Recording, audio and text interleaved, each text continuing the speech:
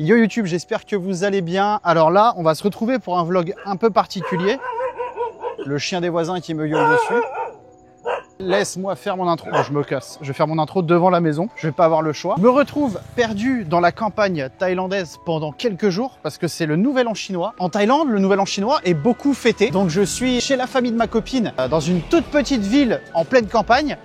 J'ai l'habitude d'y venir puisque on y va souvent pour le nouvel an, pour les fêtes de fin d'année. Et là, pour le nouvel an chinois, l'année dernière, on n'est pas venu. Cette année, on vient. Donc, on va être avec ses frères. On va se balader un peu. Je crois qu'il y a un festival dans un temple. Alors, c'est un festival religieux. Ce n'est pas un festival en mode DJ Tiesto est présent avec un maximum de mixage. Non, c'est un truc un peu religieux, mais c'est intéressant de le voir culturellement. Donc, on verra bien. Mais en attendant, je suis, comme vous le voyez, on est loin des piscines, on est loin des rooftops, on est loin de Bangkok et de son ambiance. On est dans quelque chose de beaucoup plus rustique. Et là, on va partir sur une visite de la maison. Vous allez voir que la vie à la thaïlandaise dans la campagne, c'est pas du tout la même chose que ce que vous pouvez voir pendant les voyages en vacances dans les hôtels ou même dans ma maison par exemple que je vous ai montré déjà en vidéo. Alors déjà, la particularité de ces endroits, vous le retrouvez déjà dans beaucoup de villes, mais la particularité, c'est qu'il y a beaucoup de chiens errants et pas que, il y a des chiens de protection. Comme vous l'avez entendu tout à l'heure dans l'intro, il y a un chien chez le voisin qui, à partir du moment où tu t'approches un peu trop, eh bien il est pas content. Eh bien il s'avère que nous on en a un là qui est un peu peureux, il a un peu peur de moi. Il y a Pouille juste là-bas. Ça va Pouille? Pouille qui est la plus débile d'entre tous mais qui est très sympathique. Lui je connais pas son nom. Pour la maison, on est tout de suite dans quelque chose d'assez simple. Déjà, je vais vous montrer la façade extérieure, un toit en tôle comme ça. La maison, en fait, est entourée d'endroits très intéressants. On est dans une maison de la famille qui est utilisée surtout par rapport au boulot, car ils ont des champs de jackfruit, qui est un fruit. Je vous mettrai la traduction parce que je sais plus ce que c'est. Et un champ de noix de coco qu'on ira visiter juste après, là, derrière. C'est derrière la maison. Je vais d'abord vous faire visiter la maison et ensuite, je vous fais visiter les champs derrière en essayant de ne pas me faire bouffer par les serpents. Mais regardez comme c'est magnifique. On est au milieu de nulle part et vous allez voir, il y a des beaux plans à faire. Voilà, la maison. Voilà, c'est parti. Là, il y a un petit chat qui est très bavard. Bien sûr, il ne parle pas au moment où on est en vidéo. Alors, le salon, de manière totalement standard. Là, il y a une chambre, on va pas y aller parce que c'est la chambre de la famille. Mais tamalai. Ah, open. Kin, bia. Alem, le qui est là. La petite cuisine très rustique, pareil, hein, mais largement suffisant. Alors là, on est vraiment dans la vie à la taille, hein, bien sûr. On est loin du confort de fou, mais ça fait largement le taf. Et c'est toujours assez plaisant d'y venir quelques jours. Le premier choc culturel que j'ai eu, c'était les toilettes, la salle de bain, que je vais vous montrer tout de suite. Voilà. Ça, mes amis, c'est la salle de bain. Et encore, on n'est pas sur le système traditionnel avec un énorme pot avec de l'eau dedans et un petit truc pour se tremper dans de l'eau froide. Non, on est sur un pommeau de douche quand même. Mais voilà, à même le béton comme ça, avec une séparation qui mène à l'extérieur et un toilette posé comme ça. Alors avant, c'était un toilette à la turque, mais je lui ai dit à ma copine, ce serait bien qu'on installe un vrai chiotte. Elle m'a dit, tu veux? J'ai dit, bah ouais, quand je viens, j'aime bien m'asseoir sur des vraies toilettes. Et sachant qu'en Thaïlande, installer des toilettes comme ça, l'installation plus l'achat du toilette, bah ça coûte 50 €. Donc c'est fait. Alors une chose à savoir, ça porte malheur de diriger la salle de bain et les toilettes directement depuis le devant de la porte d'entrée. Alors c'est une tradition thaïlandaise, c'est une croyance thaïlandaise, pardon. Et dans les croyances thaïlandaises, c'est très mauvais quand tu rentres dans une maison d'avoir directement les toilettes à gauche là. Il faudrait qu'elles soient à droite, côté droit au niveau de la cuisine. Maintenant je vais vous montrer la chambre où je dors. Enfin la chambre où on dort avec ma copine pendant les 2-3 jours ici. Voilà, c'est tout simple, standard, hein. Franchement c'est carrelé et tout. T'as beaucoup de maisons où ça ne l'est pas, notamment celle des voisins qui est beaucoup plus rustique. Voilà.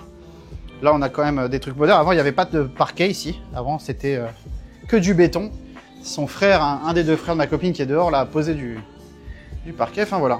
Je vais vous montrer les champs derrière en espérant que le chien du voisin ne m'attaque pas, que les serpents non plus ne m'attaquent pas, n'est-ce pas?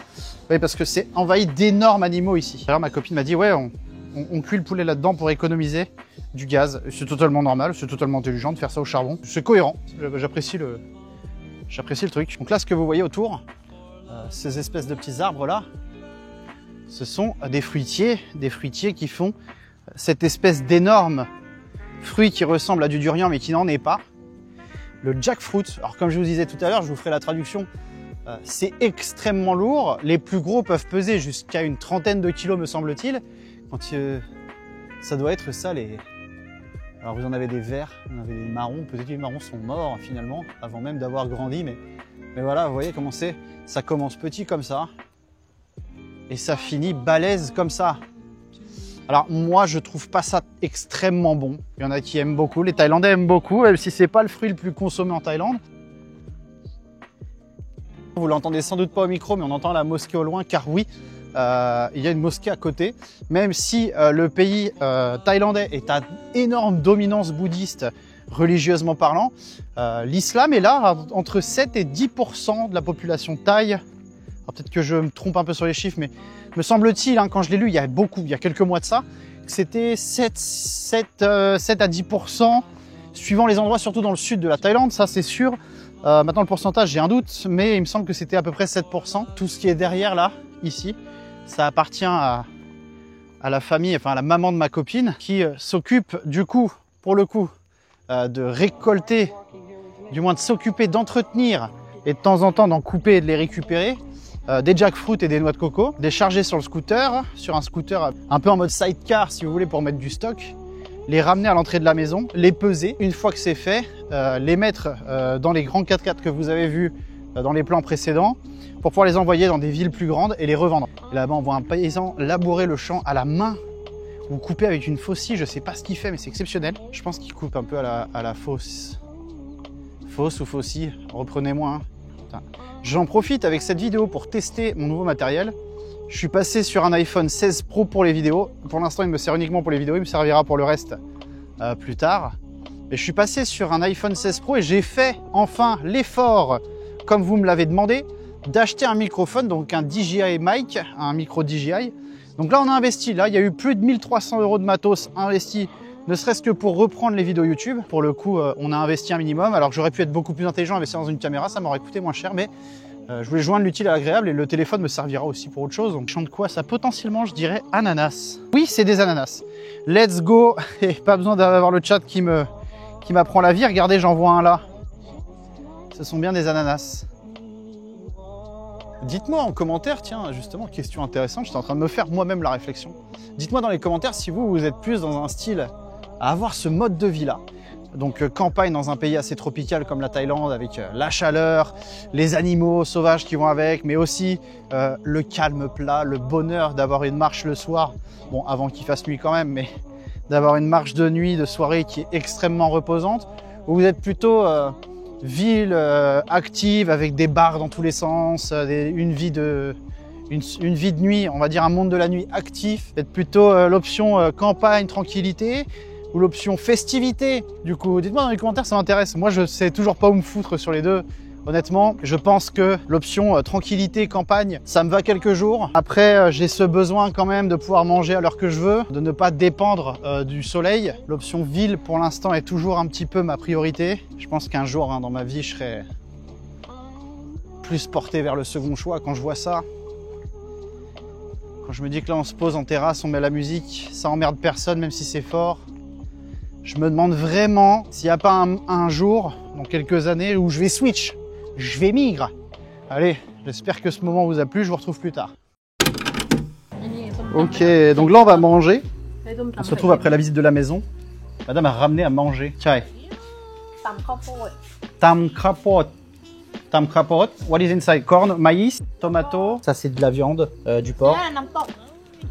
Porc, spicy nitnoi, mou jelly, c'est de la soupe avec du porc et du piment. Tom sa, papaya salade. Ah, des crevettes. Et regardez ici, on mange des crevettes crues. Et on mange avec du sticky rice, voilà, avec du riz collant comme ça. Donc ça, c'est le porc et le sticky rice. Ça, j'aime beaucoup. Ça a un goût un peu caramélisé, sucré. En Thaïlande, quand c'est bon, on dit aroy mak. Aroy, ça veut dire que c'est bon. Aroy mak, ça veut dire que c'est très bon. Nam to. Il y a un poil dans ma... Bon. Non, ça c'est bon aussi. Oh, ça va. Je trouve pas ça si pimenté que ça. Là, ça c'est de la viande vraiment tendre, de qualité. Ouais, je vais essayer ça.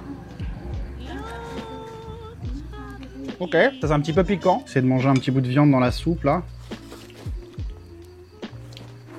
C'est très bon. J'en mangerai pas tous les jours, mais c'est très bon. Il me semble qu'hier je vous ai parlé d'un festival dans un temple. En fait, c'est pas un festival. C'est juste qu'avec ma copine, des fois les mots changent un peu, mais en fait, ça s'apparente à une fête foraine et on peut y acheter à manger et plein de choses. Donc, du coup, bah, on y est. On va aller faire un tour et on va aller voir ce que ça donne. Et puis on va acheter à manger pour ce soir. Alors, ce que vous voyez là, bah, c'est des guirlandes de billets.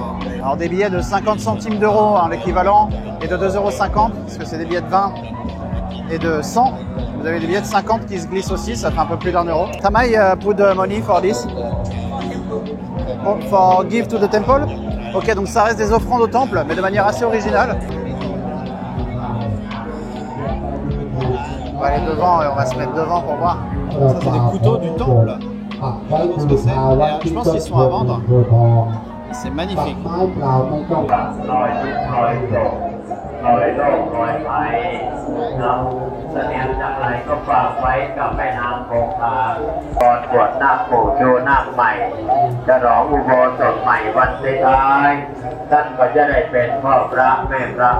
Là, c'est pour le serpent, pour les gens qui sont serpents de Signastro.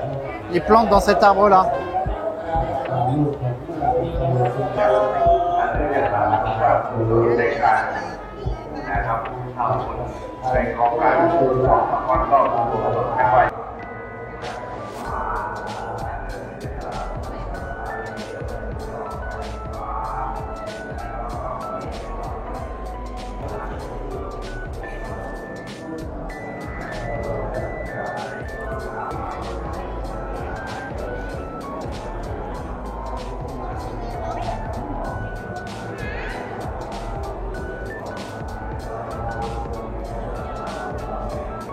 J'étais pas très à l'aise à filmer à l'intérieur parce que c'est un lieu de recueillement et un peu comme tout le temple d'ailleurs autour, mais je sais pas, je me sentais pas hyper à l'aise.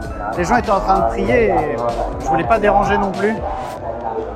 Mais c'est quand même, il y a une sacrée atmosphère, une sacrée énergie. On sent que c'est important pour le peuple thaïlandais. Et je ne pensais pas d'ailleurs, même si ça fait 1 an et demi que je suis là, je ne pensais pas qu'il y avait autant de Thaïs qui fêtaient le Nouvel An chinois. Je ne m'attendais pas à autant d'effervescence dans un si petit village. On est vraiment dans la province de Prachuap, il n'y a rien autour de ce temple. C'est vraiment mort, il n'y a que de la campagne, des forêts et des petites maisons comme vous l'avez vu hier. Pendant les vidéos que j'ai filmées hier, donc c'est assez fou, voilà. Mais je suis content de vous faire découvrir ça, en espérant que ça vous intéresse un minimum.